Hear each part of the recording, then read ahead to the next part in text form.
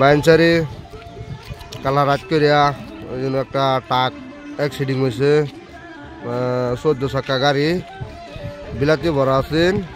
পরে এই যে দলঙ্গের আফ এটা উঠবার লইছে উড়া পাইছে না উড়া ব্যাগে আয়া হাইয়া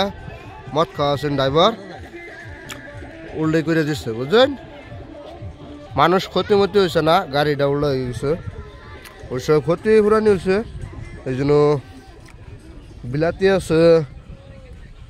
বিলাতির গাড়ি আছেন লুড গাড়ি আছেন ফুল লুড আছেন এই দেখুন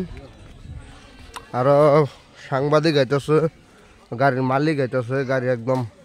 14 চাকা গাড়ি উল্টে হয়ে গেছে দেখছেন দেখুন ধান খেত গাছ গাছালি ভাঙ্গিয়া সব কিছু ভাঙ্গিয়া আর অল্প ফুট আগে হইলে 3-4টা বাড়ি ঘর ক্ষতি হইলে মানে দলঙ্গের ফুট বাড়ছে সিনজা একটা ব্যাগ হেরা এরম হয়েছে বুঝছেন ড্রাইভারটা মদ খাওয়া আছেন